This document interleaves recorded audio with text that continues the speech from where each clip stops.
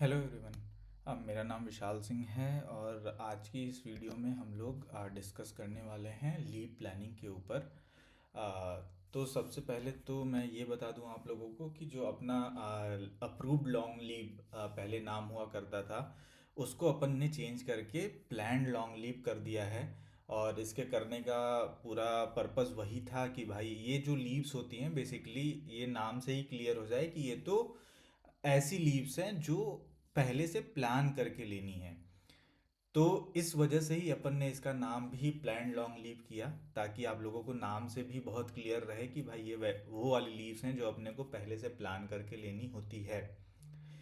तो जैसा कि आप सभी लोग जानते ही होंगे कि आने वाले टाइम में फेस्टिवल्स और मैरिज के सीजन्स आने वाले हैं। तो इस टाइम पे जनरली लीव्स ज़्यादा लगती हैं, लोगों के जाने की टेंडेंसी थोड़ी ज़्यादा होती है। और ये जो अपना सीज़न है, इस बार ये प्रेडिक्ट कर रहे हैं अपन कि अप्रैल और मई मंथ का होगा जिस टाइम पे अपनी लीव्स थोड़ी ज़्यादा लगेंगी। तो इस पीरियड में अभी जिन भी भाई लोग को लीव्स पे जाना है, वो लोग भाई पहले से ही प्लान कर लीजिए, क्योंकि अगर मैरिज में जाना है तो जनरली शादी वगैरह वाली चीज़ें भी पहले से प्लान्ड होती हैं। ऐसा नहीं है कि भाई अगर किसी की शादी होनी है और वो अगले हफ्ते ही प्लान होगी और अगले हफ्ते तुरंत हो जाएगी, ऐसा नहीं होता है। जनरली शादी वगैरह वाली चीज़ें या फिर पूजा वगैरह कोई है, बड़ा कोई पूजा अगर घर पे हो रहा है या फिर कोई फेस्टिवल वगैरह है, तो अपने को सब कुछ पहले से वेल नोन होता है कि भाई हाँ, उस इस दिन पे मेरे को जाना है, घर पे शादी है, या इस दिन पे घर पे कोई पूजा है या फिर कोई भी फेस्टिवल है, तो अपने को पहले से प्लान करके भाई इस सीज़न में जिसको भी जाना है अप्रैल और मई मंथ में, वो लोग अपने लीव्स को तो अब लगा लें। अगले एक हफ्ते 10 दिन में पक्के से सब लोग प्लान करके लीव तो लगा लें, जिनको भी अप्रैल और मई मंथ में जाना है। उसके बाद ये एक बार के लिए मैं आप लोगों को क्विक ओवरव्यू दे देता हूँ। आई थिंक आप लोगों को पहले से ही पता होगा, बट एक बार मैं और समझा देता हूँ कि जो अपनी प्लान लीव लॉन्ग लीव है उसकी पॉलिसी क्या है। तो अपन ने लास्ट टाइम ही ये चेंज किया था कि अब एक साथ एक आउटलेट से कई लोग लीव अप्लाई कर सकते हैं, मल्टीपल लोग सेम टाइम पे लीव अप्लाई कर सकते हैं। बट ये लीव्स अप्रूव कब होंगी? तो इसमें सबसे पहला केस वो है कि भाई अगर किसी ने लीव अप्लाई किया है और उस टाइम पे किसी और ने उस आउटलेट से लीव नहीं अप्लाई कर रखा है, मतलब वो पहला लड़का है उस टाइम पे लीव अप्लाई करने वाला, तो लीव तभी अप्रूव होगी जब आपके एसओएम सर आपकी वापसी की टिकट, लीव से रिटर्निंग की टिकट सबमिट कर देंगे। तब आपकी जो ये लीव होगी ये अप्रूव हो जाएगी। ये वही वाला केस है जब आप पहले बंदे हो आउटलेट से लीव अप्लाई करने वाले, उस टाइम के सीजन के टाइम के। अगर ऑलरेडी दूसरा केस है कि अगर ऑलरेडी किसी ने वहां पर लीव लगा रखी है, पहले से ही अप्रूव हो रखी है, तो उस केस में क्या होगा भाई, आपकी लीव पेंडिंग स्टेट में ही रहेगी। और अप्रूव होने के लिए कुछ कुछ चीज़ें उसमें ध्यान दिया जाएगा कि आपके सिटी लीड सबसे पहले आपसे कॉल करके आपके रीजंस को समझेंगे कि भाई आप क्यों जाना चाहते हैं, आपके जाने का रीज़न क्या है, कितना वैलिड है, कितना इनवैलिड है। उसके बाद फिर आपके सिटी लीड ये प्लान करेंगे कि आपके जाने के बाद आपके आउटलेट की मैन पावर हिले नहीं, उसकी वजह से आउटलेट के ऑपरेशंस में कोई दिक्कत ना आए, ये इंश्योर करेंगे। इसके लिए अगर उनको बन पड़ेगा वो हायरिंग करेंगे या फिर कहीं से ट्रांसफ़र करेंगे। उसके बाद ये फाइनल एक आएगा कि भाई हाँ, ये लड़के की लीव अपन टिकट कराने के लिए भेज सकते हैं इस लड़के को। तो फिर वो लिस्ट फाइनल आपके एसओएम सर के पास जाएगी कि भाई इन लोगों की वापस आने की टिकट करा दो, इन लोगों का लीव पे जाने का रीज़न भी जेन्युइन है और इन लोगों के जाने के बाद मैन पावर की प्लानिंग में कोई दिक्कत नहीं आएगी।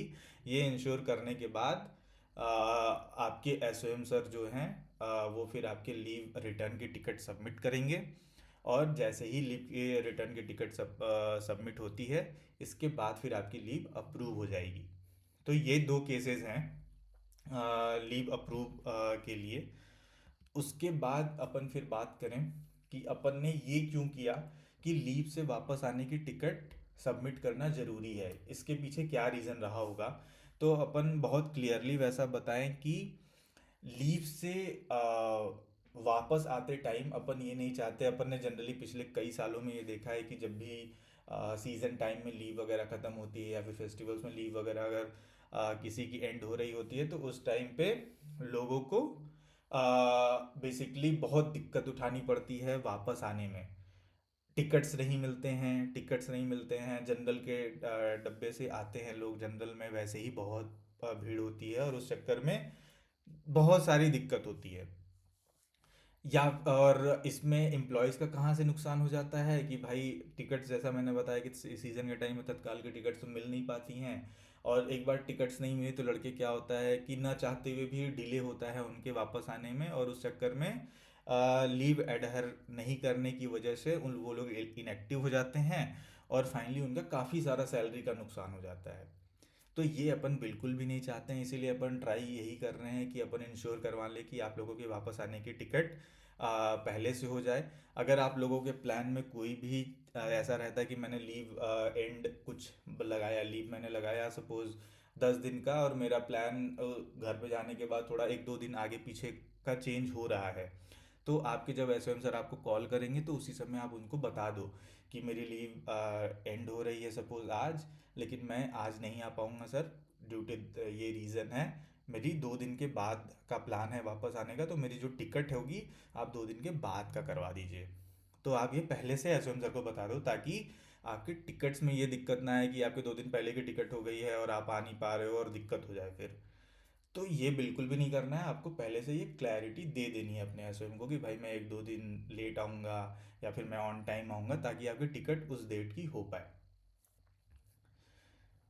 उसके बाद फिर मैं ये बात करूं कि यार अगर कोई ऐसा सिर्फ है जो बिना लीव अप्लाई किए, जब अपन ने ये बोल दिया है कि आप लोग लीव अप्लाई कर सकते हो एक साथ, मल्टीपल लोग भी लीव अप्लाई कर सकते हैं, उसके बाद भी अगर बिना कोई लीव अप्लाई किए चला जाता है सिर्फ, तो उस चक्कर में उसका क्या नुकसान होगा।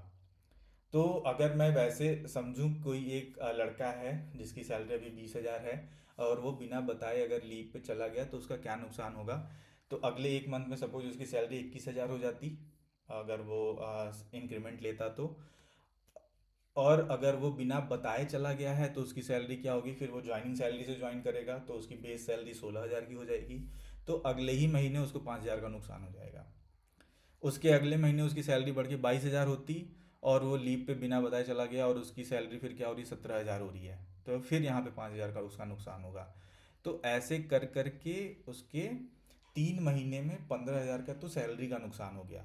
साथ में जब वो फिर से रीज्वाइन करेगा तो उसकी ज्वाइनिंग सैलरी उसको फिर से देनी पड़ेगी, तो मतलब नेट नेट उसको कुछ तो 18-19 हज़ार का पूरा नुकसान हो रहा है, जस्ट बिकॉज वो 2 दिन 4 दिन 6 दिन आगे पीछे कर रहा है अपने लीव एंडेड से। या फिर उसने लीव अप्लाई ही नहीं करी, बिना लीव अप्लाई किए चला गया, जबकि अपन ने खुली छूट दे रखी है कि भाई आप लीव अप्लाई कर सकते हो, और अपन पूरा ट्राई करेंगे आपको लीव पे भेजने का। सेम काम डीएम के साथ भी होगा कि अगर कोई डीएम है वो भी बिना लीव अप्लाई किए चला जाता है, या फिर वो लीव पॉलिसी फॉलो नहीं करता है, 2-4 दिन आगे पीछे कर देता है आने में। अगर कोई टाइम सैलरी डीएम है, सपोज उसकी टाइम सैलरी 5,000 है, तो उस केस में क्या होगा कि वो अगर इनएक्टिव हुआ और वो फिर से रीज्वाइन होता है तो उसकी टाइम सैलरी तो ज़ीरो हो जाएगी। तो उसको जो पूरा नेट टाइम सैलरी मिल रहा था 5,000 सपोज, तो 5,000 का 5,000 पूरा नुकसान हो गया। तो अगले 3 महीने में इसको 15,000 का सीधा सीधा नुकसान होगा। इसके अलावा अगर वो इन्वेस्टमेंट स्कीम का पार्ट है कहीं से भी, तो भाई फिर उसका क्या हो जाएगा कि इन्वेस्टमेंट का डिपॉजिट उसको फिर से देना पड़ेगा, वो अलग नुकसान।